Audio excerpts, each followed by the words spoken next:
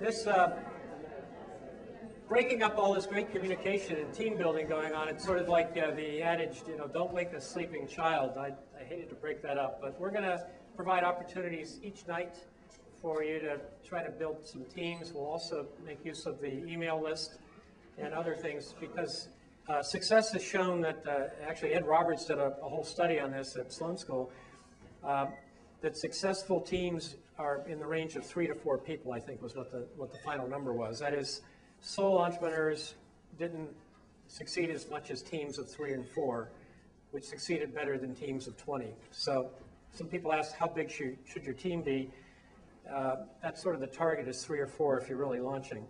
There may be a core group. So now we're going to go over the sort of class logistics. This is course 15S21.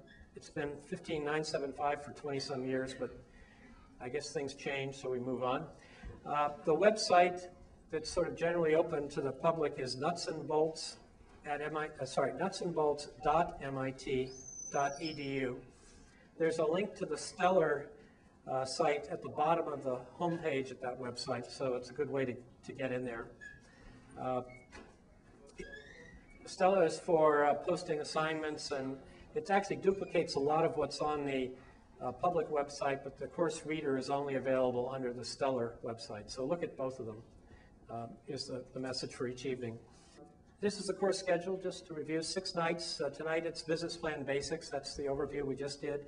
We'll then do presentations with Steve Pearse. I'll introduce him in a moment. Then we do sales and marketing, followed by tech strategy.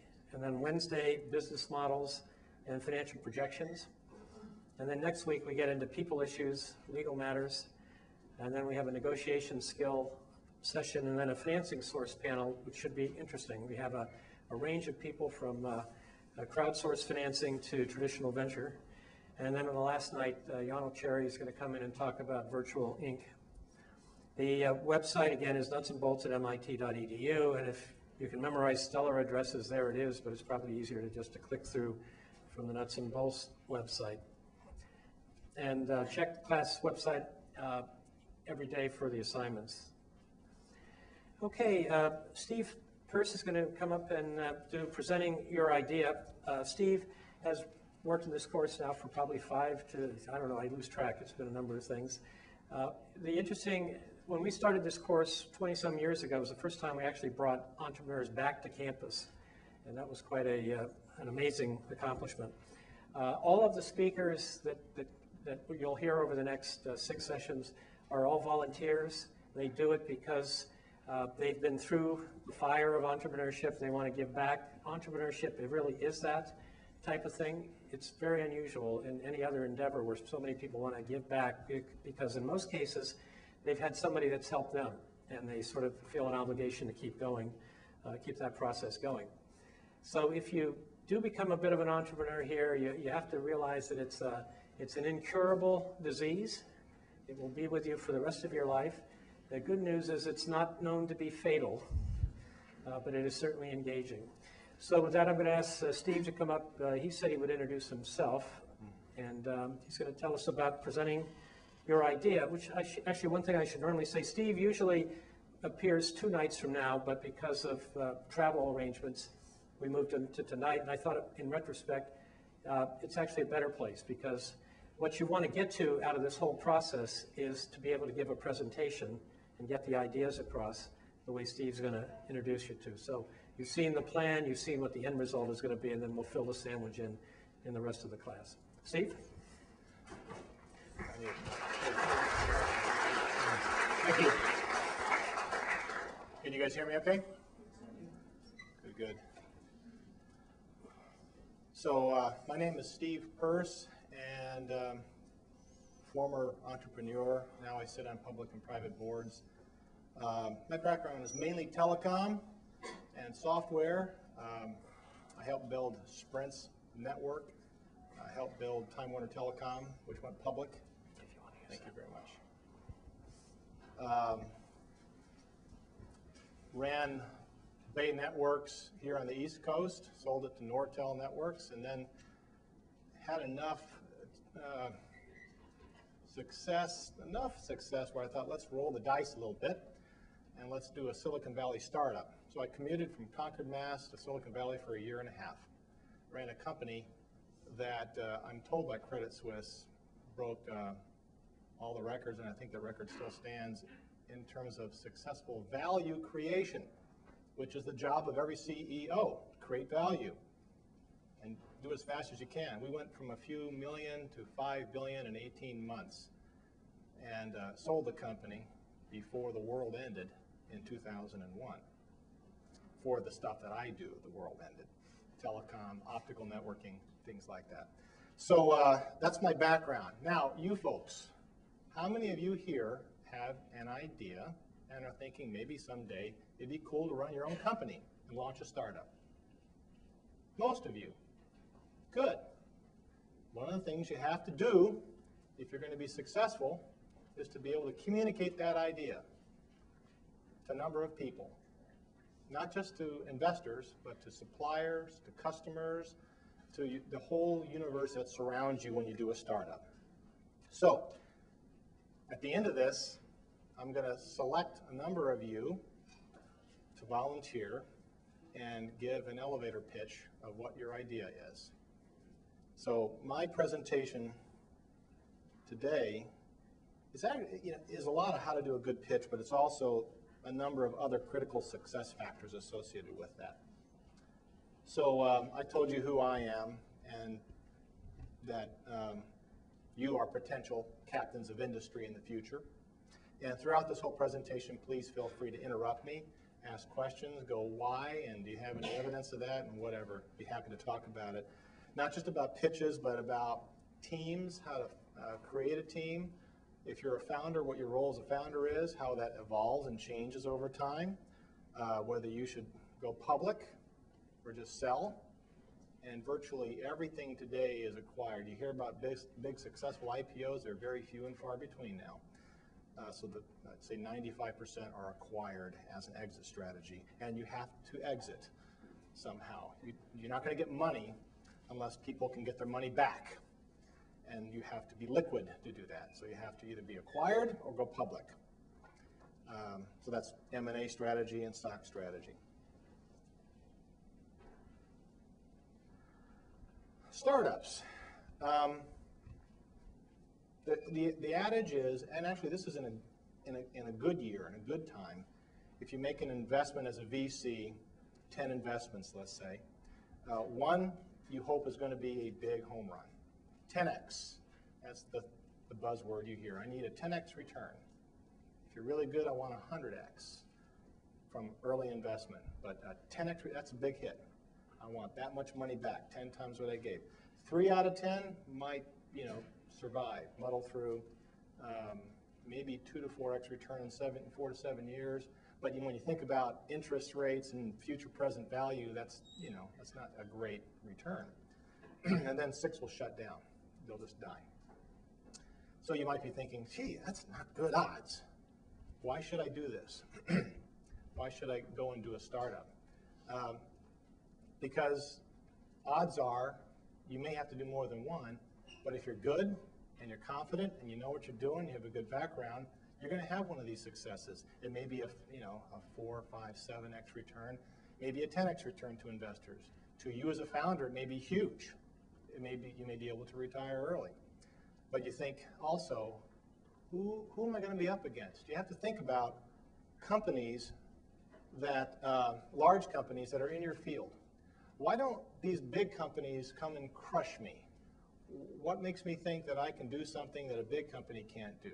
So when I was at Bay Networks, my P&L was about $800 million, and mostly we built routers. Small, medium, and big routers. And the biggest were called BFRs, big funny routers. So we always did make or buy decisions. Should we make this new idea? Should we make this new blade? Or should we just go buy a company that's doing something pretty darn close and take them out of the market? So we would regularly decide, let's not do this. I don't have enough engineers. I don't want to divert money and resources to building this. It's going to take too long. Let's go buy. So that's that's you as a potential target. We would go buy your company if you built a router or a blade or something we're interested in. If we did a make decision, in a company where you have engineers and you don't want to kill them, you want to, them to stay with you for a long time, they're going to work, 8, 9, 10 hours a day, but not much more. Then they're going to go home. They have a schedule. We can get a blade out in maybe 18 months. That's a good number, 18 months. But if you're a startup, you can get that same blade, that same device that goes into a chassis and frame in 9 months, maybe even faster. And in a world where a half-life of technology is months, that's huge. So there are always customers who are going to say, yeah, you're there real early, startup, and I'll buy from you. There's others who say, that's risky. I think I'm just going to wait another 9 months for Bay to get it done.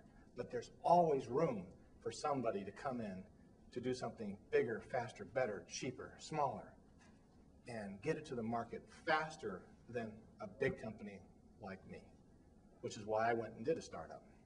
That's why you want to look at doing startups. So you have your idea, and you want to get it launched, but you can't do it on pocket change. You have to go get some money. You want to go to angels, you want to go to venture capital investors, and you have to get their attention. So if you're a VC, you hear a lot of pitches, and you hear a lot of noise every single day, and they get numb, and they get bombarded, and they start tuning things out, and they rapidly create heuristic mechanisms to eliminate you fast because they want to get to the one they're interested in next. So there's a lot of noise. They have a very short attention span. You have to punch through that. Signal to noise. A lot of noise, you got to create a really powerful, punchy signal.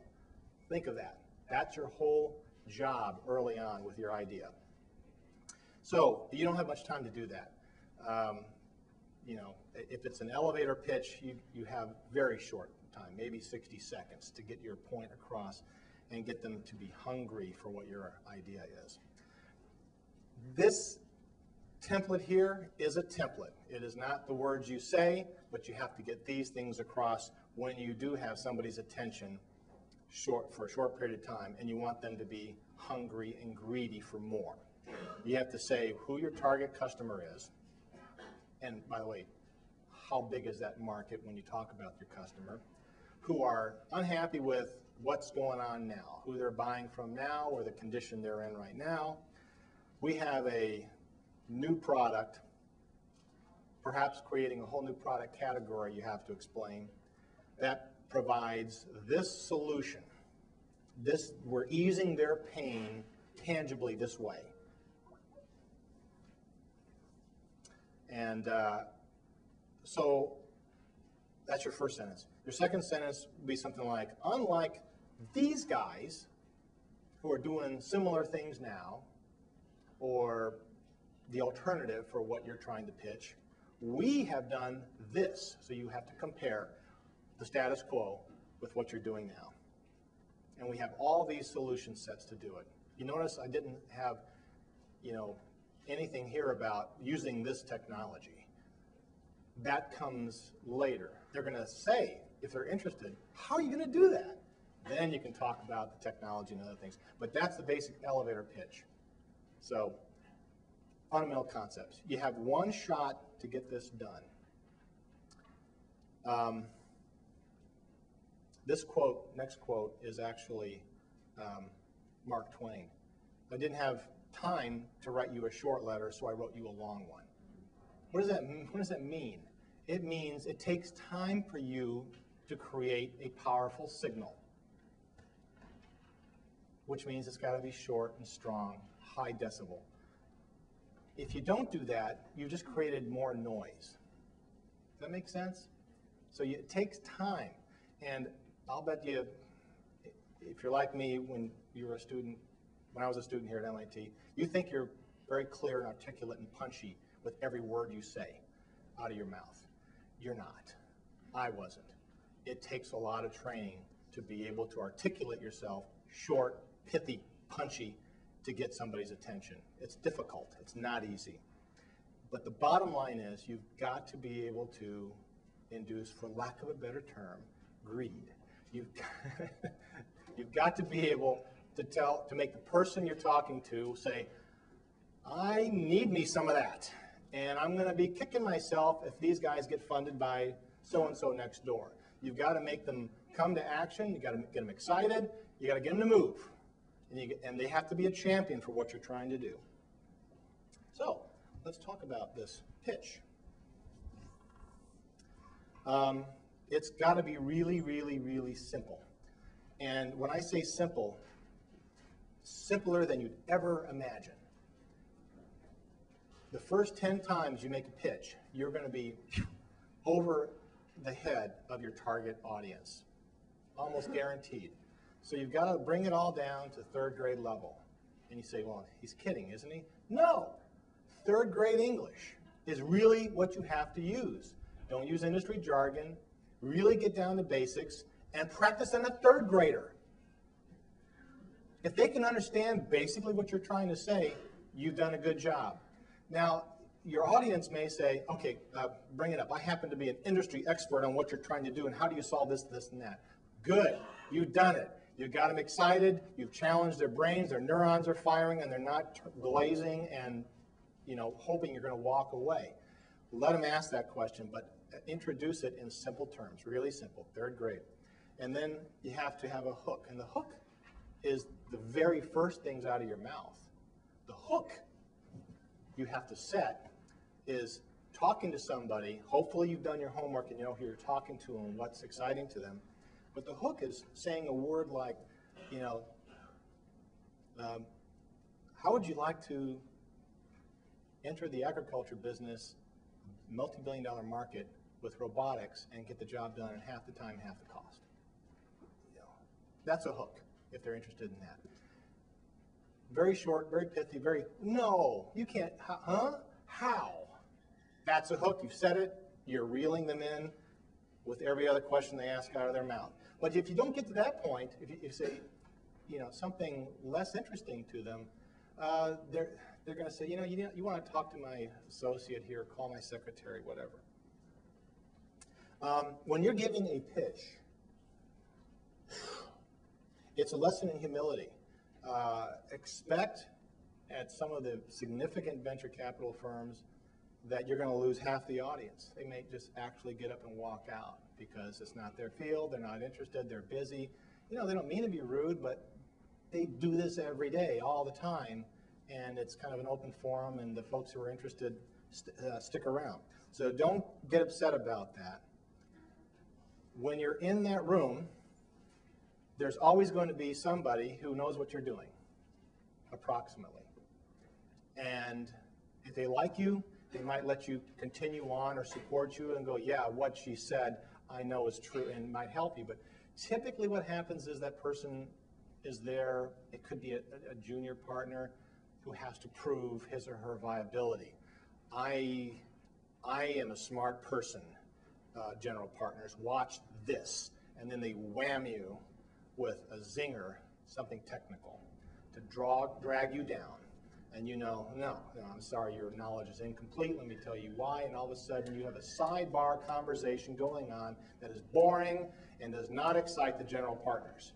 Do not get engaged with sidebars or issues or trivia that you happen to know, well, this really makes me upset because they think that, and they don't know, and I'm going to prove to everybody. Don't do that. Just say, interesting point. Can I talk to you later afterwards? Because we have data or evidence to show that it's better than what you're thinking. And then don't look at that person again and keep going. or they've hooked you, so don't let them hook you. Don't be distracted by these curveball questions. Guy Kawasaki, founder of Garage Technology Ventures, former Apple maven, has written some good articles on how to give a pitch. I recommend you look them up. Keep it short. Keep your basic pitch very short. Does anybody know the 10-20-30 rule? 10-20-30. You got Yes, you know what it is? 10 slides, 20 minutes, 30-point font. Exactly. 10 slides, 2 minutes a slide, 30-point font. That doesn't give you a lot of room, does it? It takes a lot of time to get your message done in 30-point font because you don't have words. You've got to boil it down to the core essence. So, and he's not kidding. That's actually what you want to do. You want to have backup slides, maybe another 10 slides of backup in case you're asked deep questions. But your first 10 slides, make them just 10. And use pictures. Yeah, throw pictures in with that 30-point font because it really helps simplify and communicate your message. It's like, you know, MIT. Einstein used to say, if you can't imagine physics in your head as a thought experiment, then you really don't know what's going on. If you need to explain it with math and terms and whatever, you know. So it's really true in this world as well. You have to be able to get it down in pictures and simple words. Then you really know what's going on. And the VC will give you more respect, not less. The last point here, oh, by the way, I used my iPad to create this PowerPoint using, what's it, Presenter? I can't remember what it's called. And so I mailed it to Joe, and it converted everything to bizarre bullet points and florid subpoints and everything. So ignore that. I just happen to notice how weird that looks. It's like I'm Kane, 999, except 10, 10, 10. So the last thing here, passion, engage, confidence. I'm not kidding. If you really want to come across as the CEO of the company and not the founder who the VC says, I got to get this person out of here and get my CEO in, you have to be able to come across and engage the audience. You have to put yourself in a role that makes you really uncomfortable. Walking up to people and looking them right in the eye and telling them, I know how to make you money. And yeah, it sounds like a commercial late at night or whatnot, you know, sham wow. But you're not, because you're pitching a value proposition to serious people with serious money. And they want to see that you have leadership skills, that you can grow a company. I can hire. In order to hire people, you got to convince them, you got to work for me, quick. We got to get this thing built in 2 weeks, and you can do it. I need you on my team. You have to be able to talk like that, even if you're like me, an introvert. I'm an introvert. What's the definition of an introvert, by the way? It's not somebody who goes, I can't talk to people. No. An introvert, Steve Jobs is an introvert. An introvert is a person who can expend a tremendous amount of energy when they have to. They can get up and speak to 5,000 people, to Nortel, Salesforce, worldwide, whatever, and get the job done and make people think like, this person has a vision that I'm going to go sell because it makes sense to me and I'm going to make it make sense to my customers. But after I'm done, I have to go back to my hotel room and recharge my batteries because I'm out. I'm done. I have nothing left. I don't want to go out to dinner. I don't want to party. I don't want to do it. So it's a person has to recharge the batteries. So don't think that, you know, I can't do that. I've never done it before. You can do it. You can actually get training. You can go to courses, how to speak boldly, publicly, loudly, with conviction. Like, I know what I'm talking about. You don't have to be born that way. You can learn that. So it's important for you to have this passion, engagement. You have to be supremely confident. So, the Guy Kawasaki 10 slides. This is approximately what he is saying. It's a little bit changed. But the first thing is the hook. You got to set the hook. Secondly, the solution to the problem you just stated. You know, how can you solve this thing? I have that solution. Now, Joe's right. Joe said, you know, you don't talk about the technology a whole lot here. Guy Kawasaki did say, hey, VCs can be nerdy and they like to, you know, they're not going to let you get through the whole presentation unless, a lot of these guys won't, unless they know roughly how you're going to do it. You know, it can be just And by the way, we're doing this with a kick-ass ASIC. That's it. You don't have to say any more. Or we're using some fundamental recent breakthrough in technology. I have my CTO here. We can answer questions later, but this is how we're getting it done. But there's a magic, there's a technology that if you're like me, a real nerd, I have to hear something about that, or I'm going to be stuck on slide 2 and not listen to anything else you say. How are they doing that? I can't. How are they doing that? So it's important. Then you go into the business model. How are you going to actually make money doing what you're claiming to do? It could be cool, but can you make money at it? Your go-to-market, your sales strategy, your fulfillment strategy, then talk about the competition. Here are all the competition. And when you talk about the competition, you're also kind of talking about the people who might buy you. So talk about the competition in terms of they're huge, they're big, they don't have a solution, they need one. You're not saying, and I hope they buy me, because they don't want to. Venture people don't want to hear you ever say, and we think we're going to be acquired in 2 years for $150 million or $600 million. They never want to hear you say that, because if you say that, you're capitulating. You're saying, and I don't have it, I can't go the long haul, I can't run this company 10 years, I don't want to take it public. As a founder or CEO, the party line is always, and we'll go public. You have to say that, especially to your investors. We'll go public. Say, yes, that's the right thing to say, good.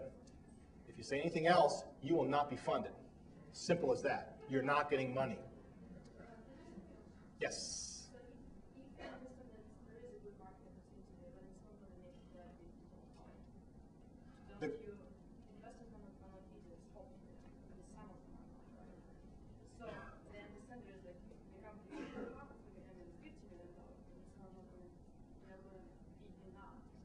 So your question is, what if your investors say, they listen to your idea and they know what you're talking about can't go public?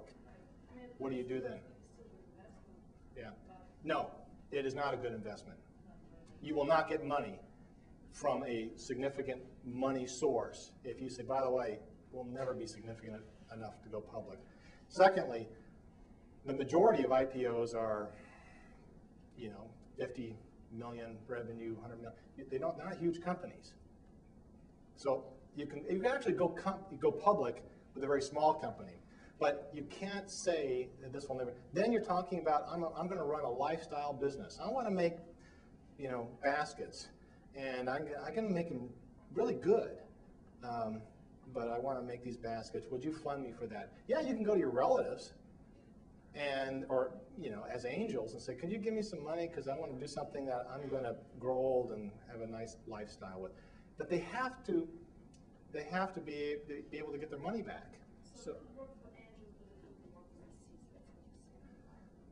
okay, it won't work for angels. It'll work for relatives because they like you and they're willing to give you money that they'll never ever get back. So no, you are always going public. You are going public. Even though nobody goes public anymore, you are going public. You have to say that. Just trust me. So talk about the competition, who may take you out. Management team.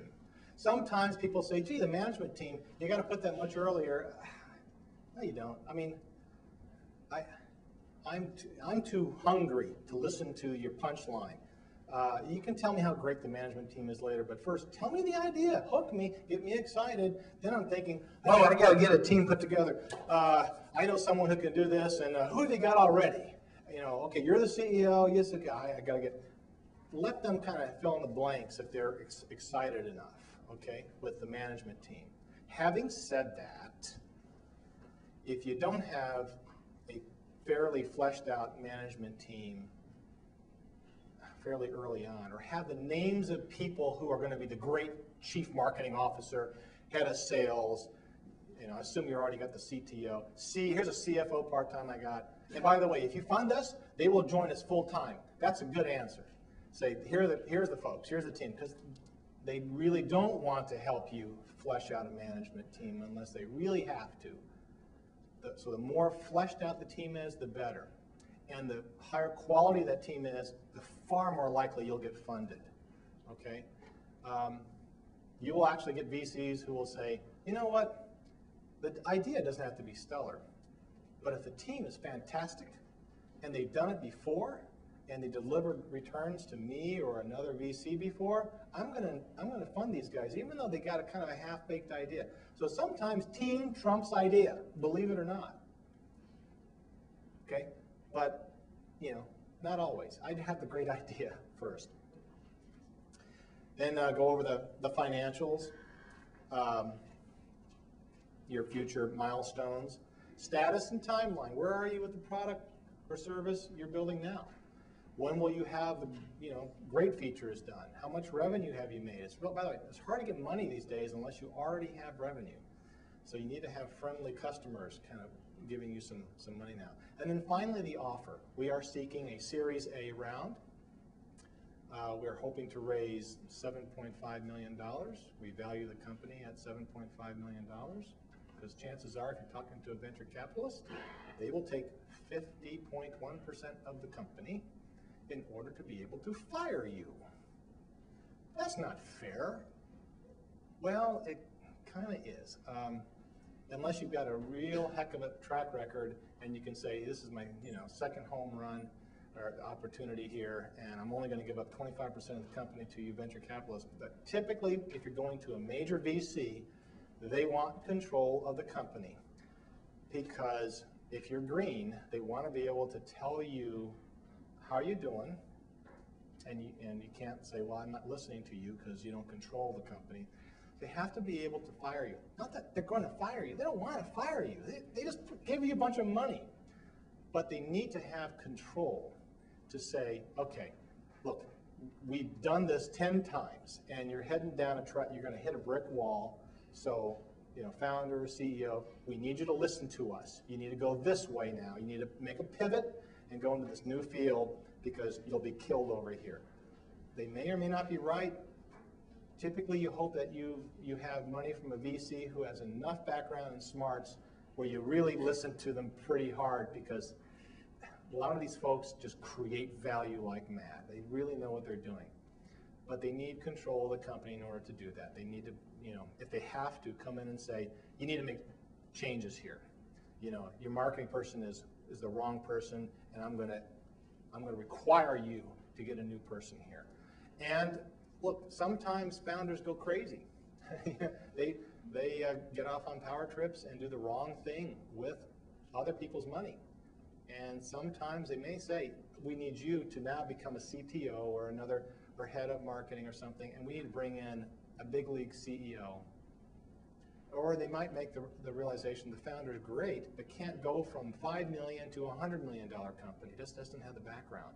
And so they may require you to step aside to do that and have somebody else come in. Not that they're going to fire you. The firing is almost a sure destruction of the company.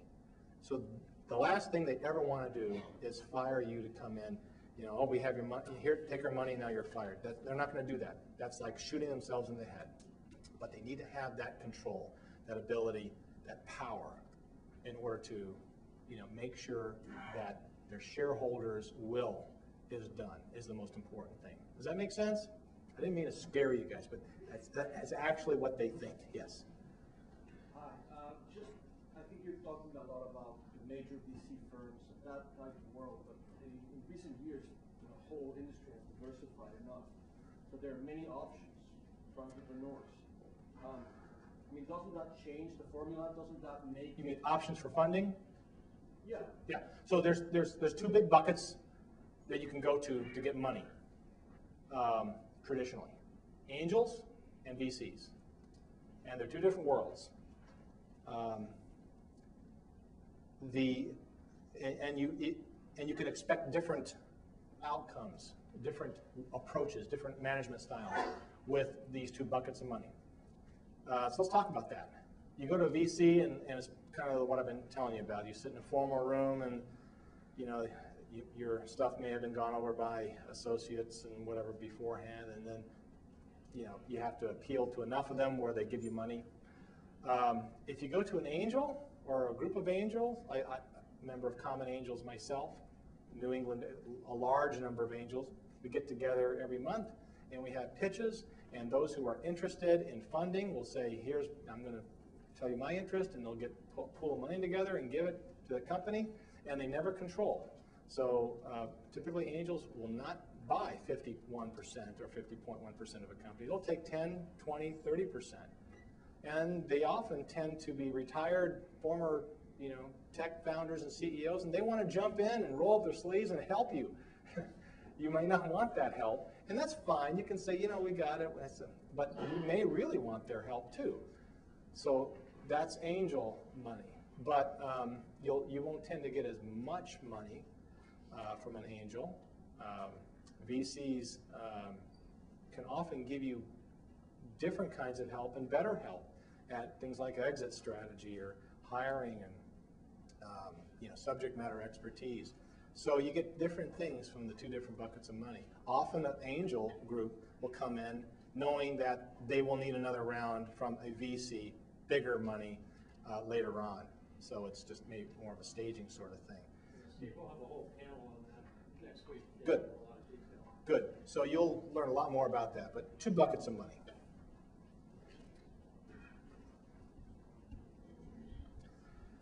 So just one more thing about the hook. You really kind of want some shock value with that hook.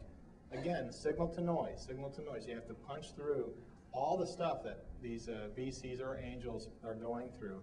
So think about it in 7 seconds. What kind of language can you use that's shock and awe? Things that are open-ended. That have you ever felt threatened? Yes. What's your point? Something that I'm going to respond to and say, what have you got for me here? Our box is 10 times smaller, faster, cheaper than this thing that you like. Oh, well, I like that thing, and I'd like it to be smaller, faster, cheaper, better. So provocative question, provocative solution. So, no geek speak. Like I said earlier, 3rd grade language. This is actual real pitch information here. The wrong thing to say is something like, our technology is the first integrated automatic book scanner, scan, digitize, bound documents at a speed 1,200 pages per minute at a fraction of the cost of, sounds all great. Protected by 12 patents. Great. You've lost the audience. You have to say something shorter, pithier, and if they want to know how you did it, they'll ask you how you did it. But something more direct like, look, we can massively share knowledge by digitizing physical libraries at a very low, say the lowest cost to date, or lower cost by a factor of 10, something like that, simple. Focus of the pitch. Again, customer benefits, not tech benefits. If you go into tech benefits and use things that you think, these are industry standard jargon terms like improved network utilization, it's scalable, adaptable, secure, seamless integration. If I was a customer buying the product, I wouldn't buy it. I'd say, stop wasting my time. Tell me exactly what differentiates you from what I already am doing. Talk about business benefits. I have pain. If I'm a customer, I'm in pain. It's your job to find out what I'm in pain over and how you're going to make it less painful. I'm going to increase your revenues by 60%. You are. How are you going to do that?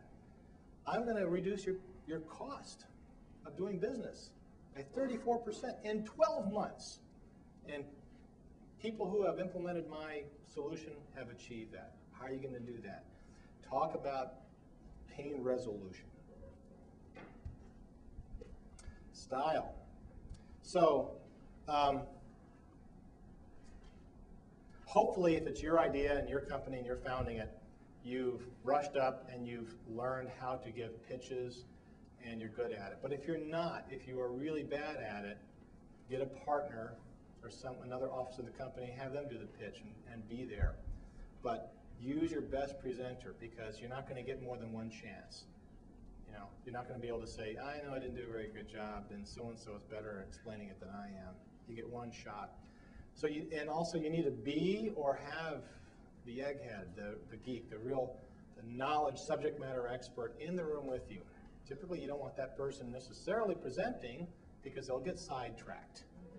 But if they are in the room and you have that zinger from the fourth row in the back, and that person saying, yeah, well, I happen to know that won't work, and here's why. You know, train the knowledge expert, the geek, the egghead, to say, can you say a few words to this? And make sure they're trained to say, well, I can show you evidence and data later. I can, let's wait until afterwards, but we are 100% sure that we're right. And train them to say that, and make sure they use enough jargon where they can definitively, pawn the questioner. I mean, just make sure they say enough jargon or interesting information that say, oh, wow, ooh, okay.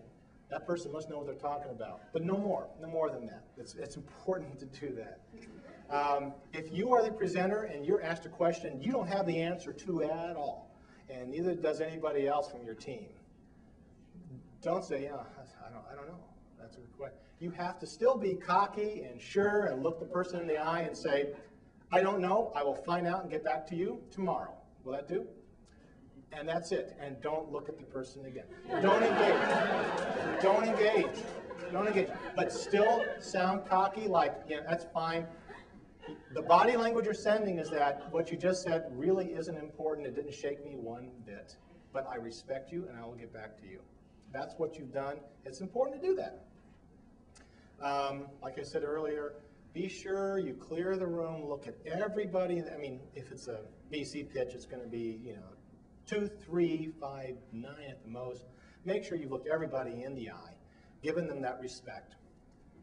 Even if they're looking like, look them in the eye and talk to each person. If they're really, if they haven't walked out of the room and they're giving you that, evil eye or whatever, talk to them. Say, do you have a question? Can I answer something particular?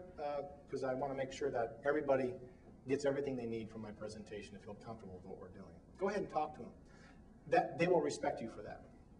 Do your homework. Research. Know the people in the room.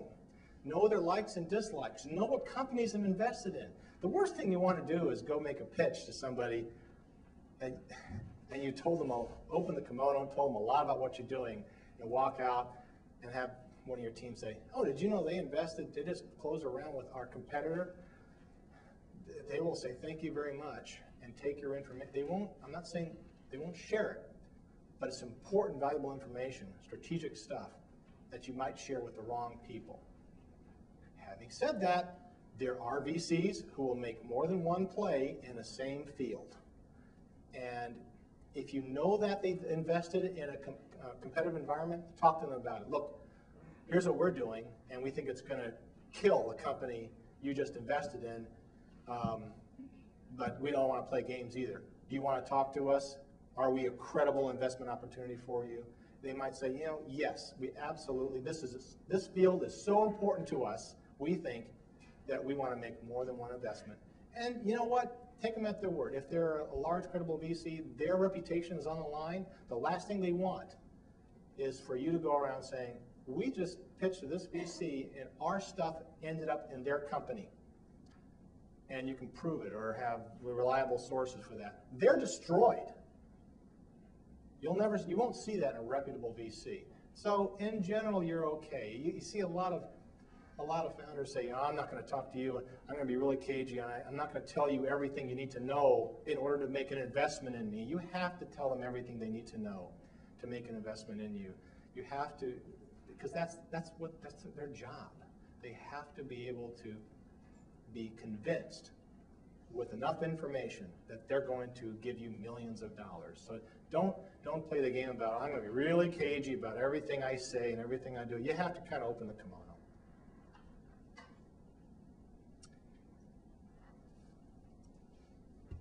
So let's do some pitch examples. I'm going to give you 2 pitch examples. One, a really, really bad one, and another is better, not just because it's mine, but hopefully because I've learned, even at the time I made this presentation. By the way, my presentation is not a money pitch, it's more of a customer pitch, but there's elements I want to show you that really resonated and helped us raise $250 million over a few rounds without a lot of pushback. So let's go into some of these things. I changed the name, I changed the names of the people, I changed the location, but everything else is exactly as I received it as a potential investor in this company. That doesn't exist anymore. We'll call it CyberX, and this was their first page. Cyber Messaging Security Services. Don't know what they're doing quite yet. Here's the executive summary. By the way, they gave me this pitch in 2003, so they gave me information that they've accomplished in years that haven't gone by yet. So a real waste of my time. So they started with, oh, we've developed this proprietary message security processing technology. What is that? Proprietary e-message DNA technologies. We developed that in 2002, 2003 for these markets. What are they doing? 2004, we completed development of advanced more, and the founder's investment over $1 million for 2005 puts true revenue customers online. And then 2007, 60 million in sales. I mean, they're telling me what's going to happen. I don't care about what your opinion is. I'll tell you what's going to happen based on mine. But don't tell me this is just a waste of a slide. And they talk about their people. I did change the names.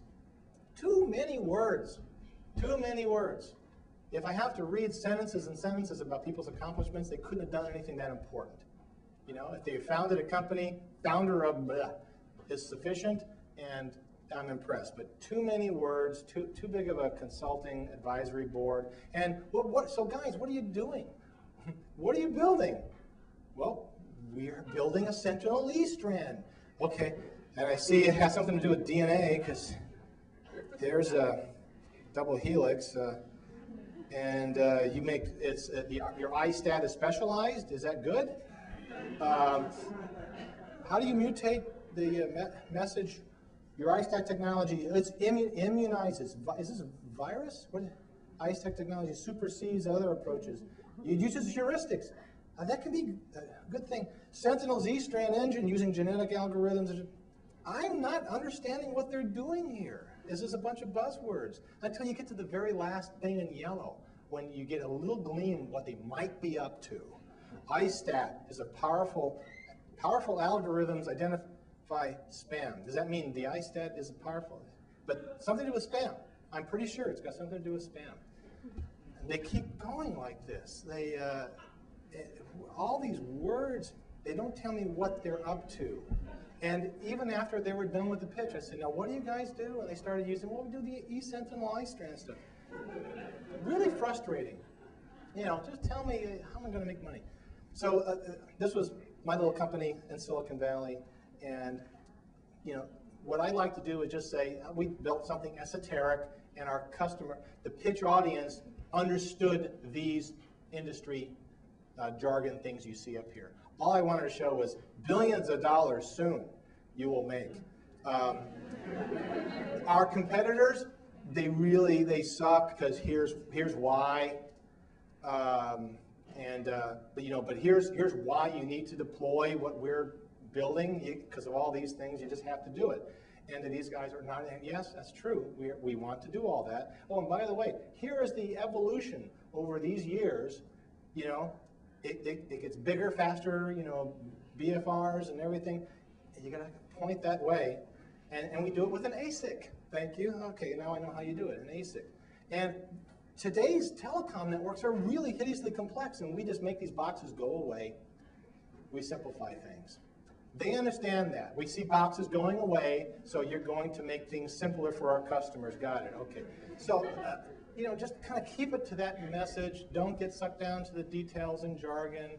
Be on the same level your audience can comprehend, and my telecom audiences comprehended all this stuff because often my customers, chief engineers at telecoms, I did their job. I also had some respect because they said, this person had to solve these problems themselves. It often helps to be in that industry, whatever you're pitching to. So, okay, let's say you've already got some money and you're up and running and you're doing okay. You're making revenue.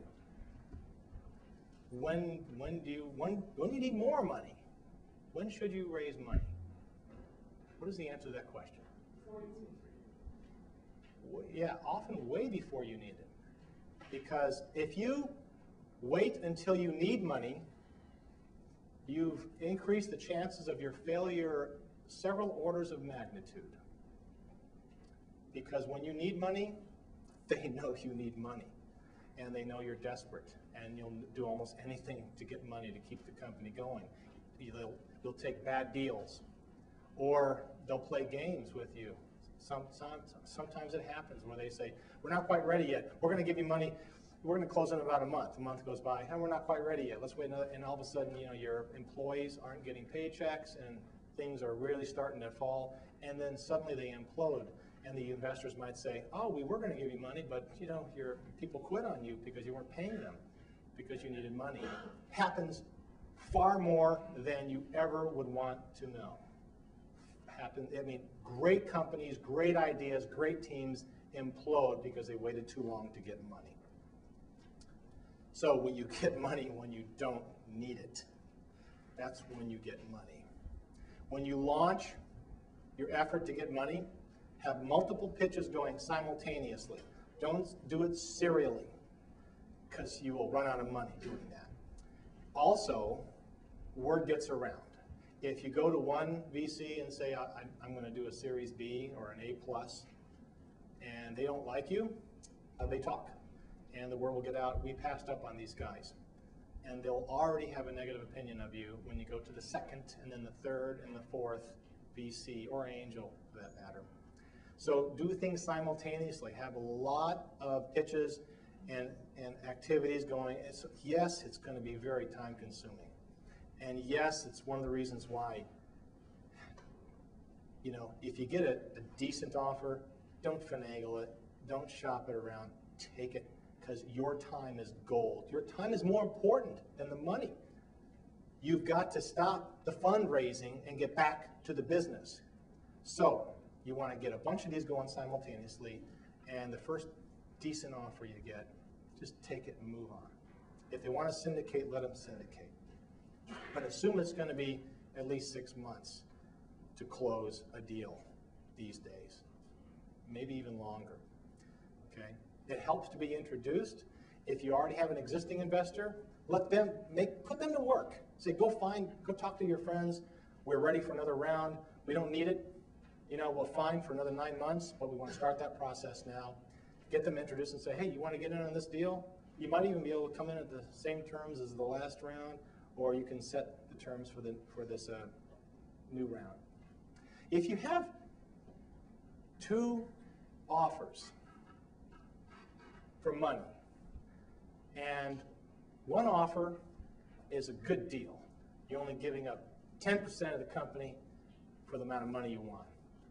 But you have another VC who says, I'll give you that money, but it's going to cost you 15% of your company. But that second company is bigger, better, a little better reputation.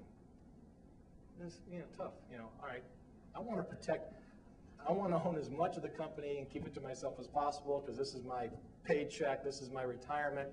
I can go retire in the Caribbean after this. I don't want to give you that 5%. And do I really need you, bigger, better VC? What do you think the answer to that question is? What would you do? Say that again? Go with the better reputation company? What do you guys think? Is that right? You asked the former to advance the latter. You could? The responses I'm getting, yes, you should take the better reputation company. Another response is that you should have them, you should counter and have them square off and bid against each other. That's a possibility. What, anybody else? Yes. I tend to take the better deal. A contract is a contract. Let's make the most of it and get on with it. Okay. Better match. Better match with your what you want. Better match, and I would tend to take the better deal and move on with it. So you all are right and you all may be wrong. It depends. If you have a team that is really robust, knows what they're doing, and you do not need the help of investors, then take the deal. Take the good deal, because you don't need VCs telling you what to do. But the fact of the matter is, the vast majority of the population doesn't really know exactly what they're doing in all aspects of building and creating value and exiting. So often, if you haven't had multiple scores and whatnot, and you're greener, go with the better reputation company, because they can actually create you as a star. They can create companies. They can get you acquired over and above other people who may even have a better product than you. So I hate to say that, because I didn't do that. I always took the better deals. But I also saw people who said, you know, hey, I'm not going to, if you want to match the better deal, then I'll take your money. They won't do that, because they know their value, and they'll move on. So it depends. But in most cases, I would recommend take the higher quality money as opposed to the better deal. Okay? Yes? From a VC perspective, are there circumstances or things a person might offer which will cause you to reconsider an offer to match or be closer to matching another deal? Well, so if you're a VC, can they offer what now? From a VC perspective, is there something that the proposed product or proposed company might offer that'll cause you to maybe consider getting a better deal? In terms of what do you look for when they're negotiating that speaks to you? What do you, I'm still not understanding the question.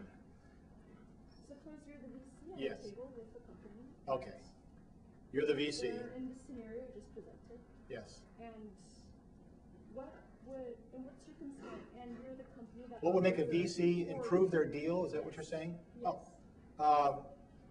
A VC would improve their deal if you're in a competitive situation. If they know that there's other VCs coming to the table and they need a piece of you, then you can negotiate.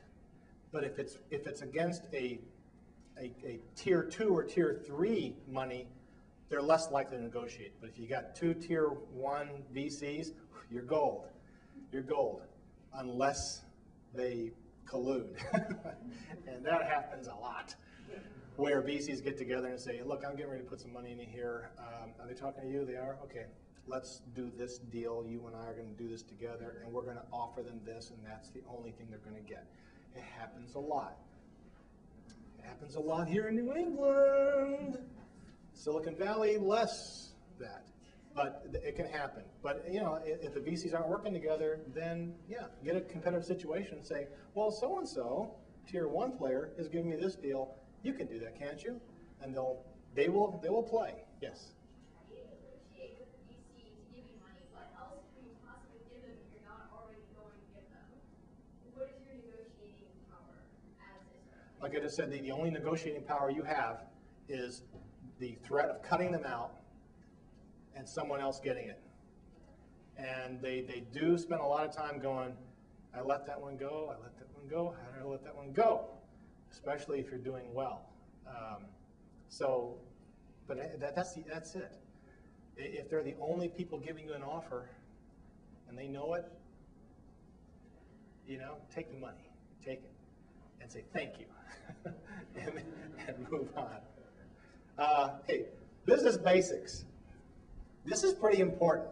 CFI-MITYM. Who knows what that means? Okay. So, cash flow is more important than your mother. That's not my term. This is like an industry term. It really is. Cash flow. Cash flow is great. How can cash flow, if you have cash flow, nothing can be going wrong, right? No, no. Cash flow can kill a successful company. Boston market, growing like gangbusters. Cash flow killed them. How can that be? Because if you're not keeping an eye on the money coming in and the money going out, okay, you can get caught in a situation that you're growing so fast that your obligations outstrip your ability to pay in current cash. And all of a sudden, bam, you are desperate, you go to banks, you go to your VCs, I need a bridge, and you're panicking, and you either get horrible deals thrown at you because you fumbled the ball and they're trying to pick it up for you, or they go, oh, whoa, things are out of control, and nobody can move fast enough to save you, and you're dead. So keep an eye on your profit, your cash flow. Make sure you've got a good CFO. Get help from the VCs who have seen this show go on before, and help them keep you from hitting a wall and destroying your company. A business plan, like Joe was saying, you can have a big fat business plan. If you're lucky, a junior associate will read it, but typically nobody reads it, because the business plan gets changed and modified as you go. Everything gets thrown out the window. Nevertheless, you still have to have a business plan, and you still have to prove that you can create a business plan and stick to a rolling business plan as it evolves. So you have to do that, and then flexibility. So whatever your idea is, great idea that we're going to hear about, pitch it. It's not the one you're going to end up with. An industry term being used these days is pivot. Name me a startup that's on Series B or C that hasn't pivoted, meaning they went out to the market doing this, and everybody's excited. Yep, build me a lot of that. And then something happens, and they go, okay, dead end.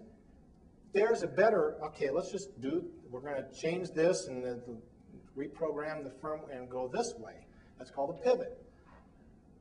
And most companies end up pivoting. They don't end up executing what they thought they were going to build value on. So it's normal. Don't be looking for that. It will happen to you. If you're always second guessing, should we really be going this way? I think maybe this is more attractive over here, and there's glittery, shiny stuff over there. That's bad. That's called lack of focus. You have to be focused and keep going to where you're trying to get to, and then something obvious will make it clear.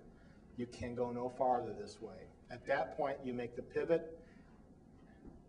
You get focused again on your new target, and you relentlessly and inexorably move that way. Okay, that's a successful path for success, not a meander walk. Success factors. So Joe mentioned earlier, you got to have intellectual property, and it's good to have protectable patents and things like that. You know what? You know how many companies say we have 3 or 4 patents and it's protectable, and the VCs go, good, protect that IP. And yet it becomes useless by the time they go public or are acquired. The patents are good, and they can be extremely important, protective material, the good defensive stuff. But most of the companies that I see successful don't necessarily have patents. They're just fast. They have an idea, they see an opening in the market, and they're just fast. In our case, yes, we had an ASIC, but we were just fast. We had the very first next generation 10 gig IP-based backbone for metro area networks. We had it a year before anybody else did, building the stuff that the telcos really wanted. So we beat Nortel. We beat everybody. We were there fast, and we had some pedigree. And so we got a huge amount of attention. We were fast. The patents we had weren't that important. Just get to the market, because there's an opening there. Go run for that touchdown. Get over there. Don't worry about everything else, making sure your patents are ultimately defendable. Get there quick. Just as important as intellectual property.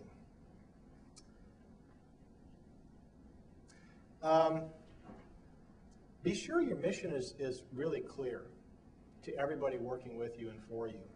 Because if everybody has a different idea of how to get there and what your ultimate mission is, you're going to be defocused. We talked about the team, how important the team is for a success factor. Know where you fit physically on the food chain. That often is where you have to pivot. The food chain changes. Suppliers might change the game to the point where you can't do what you were going to do anymore. Always keep an eye on your ecosystem. Let me see what else I can concentrate on here. Know roughly how much money it will cost to build your company. If you're building a web ecosystem, that's much cheaper than hardware. And a lot of VCs, be aware, don't like to invest in hardware anymore because it costs so much. And they may want low cap investment opportunities. But if you got a great piece of hardware, don't let that stop you. Just be aware that you have to know this is going to be expensive. They want you to be practical about how much money you're going to need. And if you're going to build something that the company itself will cost a lot of money to build, don't be shy. Don't underfund the company, because that will drive your development to a stop fairly quickly. So be honest with yourself how much it's going to cost to build this company. And then finally, be aware you're trying to target an exit strategy for your investors. So you have to be aware of how much money you need to be able to make the investor. A few more success factors. You have to be really personally ready to do a startup.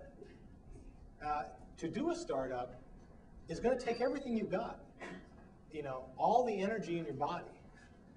You have to be ready to do anything, and do not expect to get respect. As a CEO, even when we were hitting the multi-billion-dollar range, if I had to do the dishes, I did the dishes. You do whatever it takes, and titles are irrelevant. Startups are a flat organization. Be aware. Lean on anybody at any level to do anything you need. Okay, the one great thing about working for a startup that I really enjoyed compared to working for AT&T or Sprint or these mega corporations, even as an officer at these companies, is at a startup, everybody's goals are aligned. At AT&T, the old classic million employee AT&T of the early 80s, when I was at Sloan School, got hired on their management development program, and I desperately wanted to get my promotion so I could become a district manager and earn another $5,000 a year and have a few more people under my scope. That is the world of big companies. And it's lousy when you think about it. When people are willing to stab you in the back to get a little more money and a promotion so their span of control is a few more people. At the startup, everybody's saying, let's go change the world. Let's do something awesome. And everybody can make a lot of money, too, doing this. Let's go. College. That's what's cool about a startup. And having said that, it really helped me, coming from a big company, to do a startup. I had more credibility. When we did our convertible debt round, where we were valued at $5 billion, and we got on a plane and went to every city, and we had Merrill Lynch and Fidelity co-lead our convertible debt towards future IPO value, and we had $2 billion offered to us. I only wanted $75 million, but we had $2 billion offered to us. And they tell me the reason why is because, look, this isn't a toy to you. You actually run large companies, and we respect that. So I'm not trying to discourage anybody from working for large companies and then jumping into startups, because it really can help you in a big way when you're founding and running these companies. But having said that, that's fine, but just as many more with far less experience than I do jump right in the startup world, and they're highly successful. There's two ways to get there. But be willing to try it again. Sometimes it's easier to get money after failure than your first attempt. You've already been there. You know, you can get money because you have some scar tissue, you know what, that's a snake, not a stick. You know what to look for and avoid it. So sometimes it's easier to get money the second time, third time, fourth time. Don't let failure stop you, and you will have failures. But just be in there for the long haul. It's a marathon. Speed and execution of personality. I can't remember who said that, but you need to know that you've got the ability to have speed and execution, or at least surround yourself with people who are hyper enough to bring that out of you. And then this next thing, focus, focus, focus. Focus, focus, focus. Number one success factor in a startup. It really is. You will be distracted by shiny, glittery, golden things all the time, coming from your employees, coming from your investors.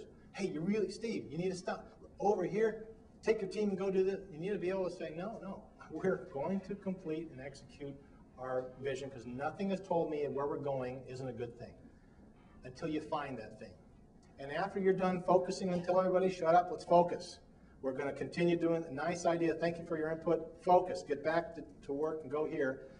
Focus again. Refocus. Laser clarity. Keep going after the prize, because you got to get there fast. You got to get there with something better. There's a window of opportunity.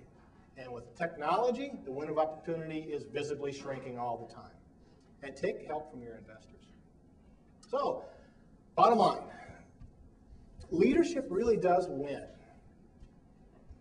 Leadership, as evidenced by all the things we've been talking about, are signs of leadership for investors. Really key and critical things.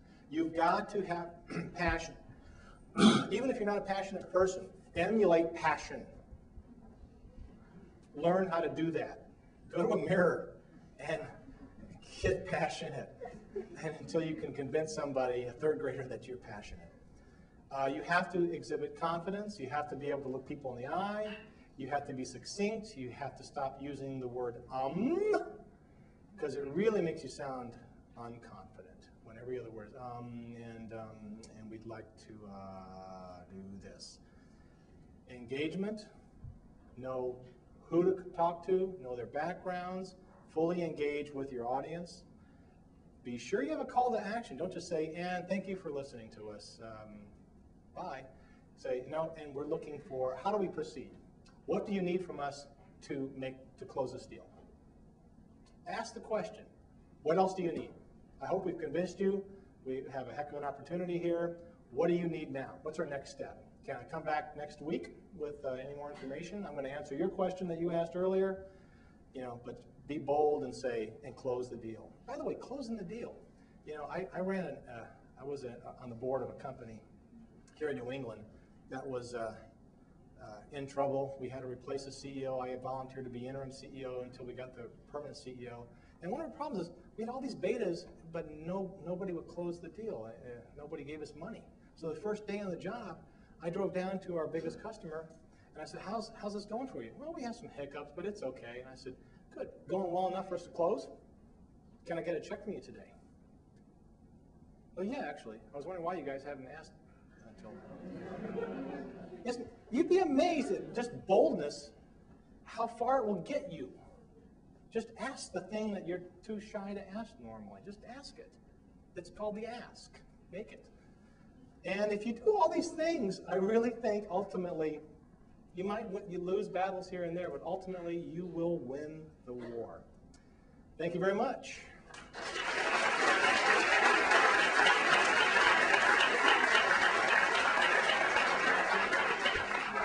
Okay. All right. Of those who raised their hands earlier, I want to hear a pitch. I want to hear an elevator pitch. Who's ready? Yes.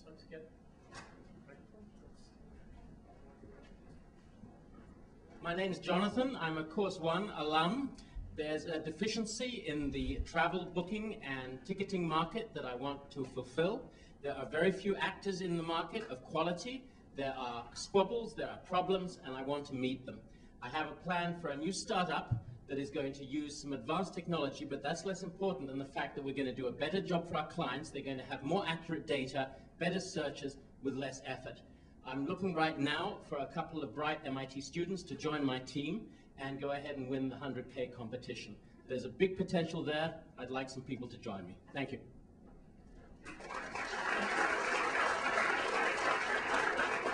Thank you. What's he doing? Something in the travel booking? Exactly what? Does anybody, okay. Is it exciting you? Are you hooked? You know, hey, are you going to join them? No, I'm here. Okay. So, you know, clarity, punchiness. I didn't hear a huge value proposition. We're going to change the world and create all the. Yeah. So, you know, interesting idea, but it'd be nice to hear more. But I'm not sure you actually hooked. Work on it a little more. Yes. Anybody else? Who's ready? Yes. Microphone right there.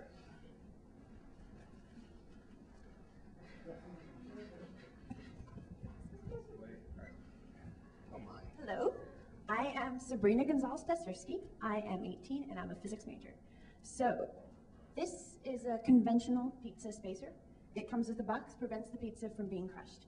Every year, 1 billion of these are thrown away. The idea is replace it with this. It's a spacer that also serves as a tool for you to separate pieces.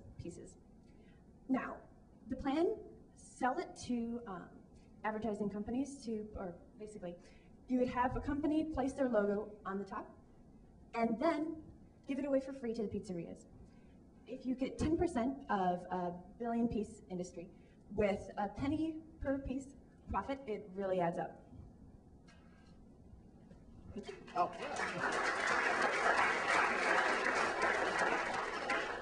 Bold, engaging, assertive, confident, terrific concept.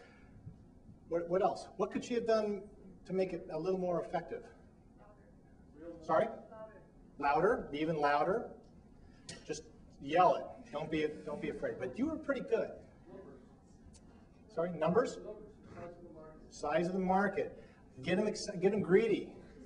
1 billion. Maybe hungry, but I don't know about greedy. 3 billion pizzas every year. 1 billion of them are in Louder. restaurants. 1 billion of them are at home, and 1 billion of them use these. Okay, good. So, but maybe something like this is a $300 million market worldwide.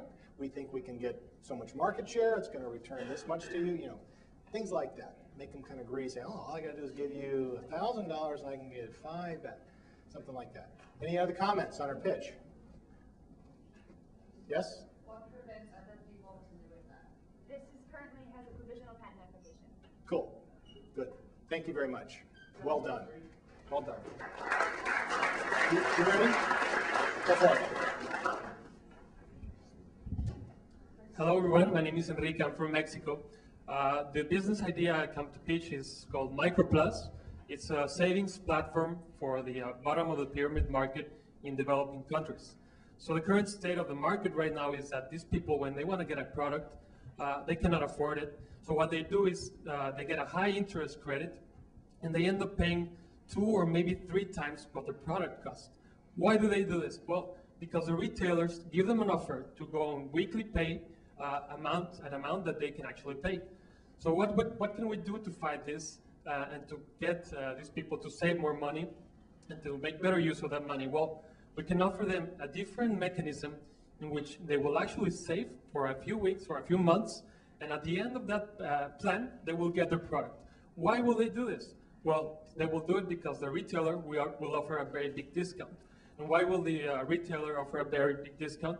Because they're currently incurring a high cost to go and collect that money. They have squads of people going around houses collecting all this money.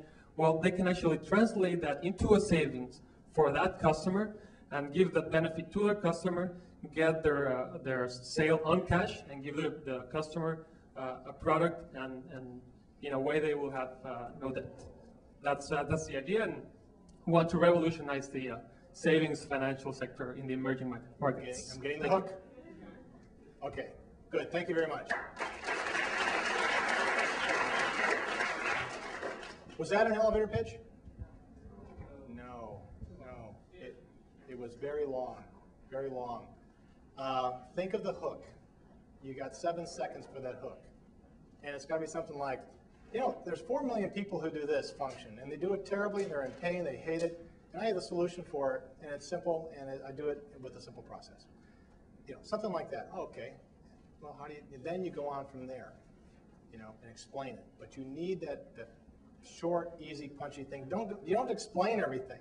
Just say, there are people who do this, and they hate it, and I have the solution. Something, you know, along that line. Okay. Anybody else? Come on, one more, right here.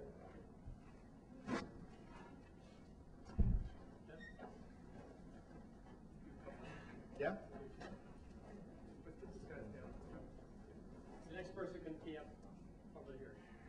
And if we run out of time, you know, maybe Joe can do more of these throughout the rest of the week if there's time. Go ahead. Okay, thanks. So when you have when soldiers in the military can't look around corners, people get killed. You know, when you can't look inside a room, there can be a booby trap, there can be someone waiting for you. Currently, the only way you can look inside a room is by having a deployable robot or a fiber optic. Those things cost tens of thousands of dollars, and as we're cutting defense budgets, we're just not going to be able to afford them, which means guys are going to be running into rooms that they can't look inside. We have a technology that uses basically a bouncy ball and the camera that you have in a iPhone to help people for less than $1,000 look inside that room. Pretty good. Pretty good. I like that. He hit a lot of key messages. Was he missing anything? Numbers? Numbers, like how much money are you going to make doing this? How much cheaper are you? I can make, you know, another $3,000 gross profit per unit and, you know, kill the competition. Anything else? Any other feedback? Good. Yes, right here. How do you? Yeah, but I don't expect you, elevator pitch, to say that. You asked that question after. Thank you. Great elevator pitch. How? Then the ball's in your court. Nice job. Thank you. Yes. Hi, my name is Justin. I want to ask a question. Who here has played Xbox Connect or with the Wii or something like that? Does this feel like running to you? No, it doesn't feel like running to me either. I want something more real, more visceral, more immersive. And I want to enter the Matrix. And that I can't because that product doesn't exist. So I'm going to make it. I started building it, and I'm looking for a co-founder, a Sloan MBA type person to help me. Thank you.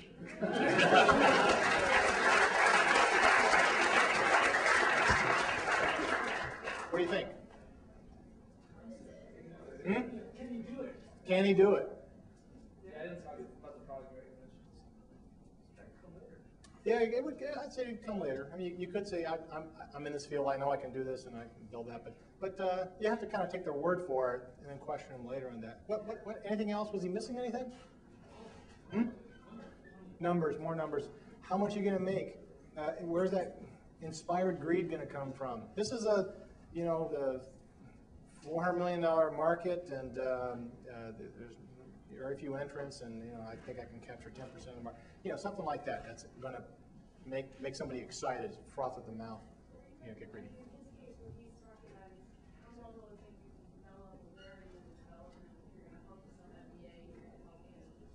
Yeah, maybe.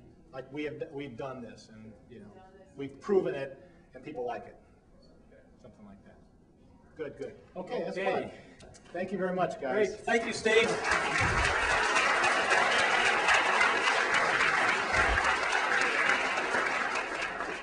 So you've seen what the end result is supposed to be. In the next 4 or 5 nights, we're going to help you get the pieces together, and we'll continue doing these pitches during the classes, and we'll see how we go. So tomorrow night, a great presentation with Bob Jones on customers. If you thought you knew about customers, think again. He's always entertaining. So we'll see you tomorrow night at 6 o'clock.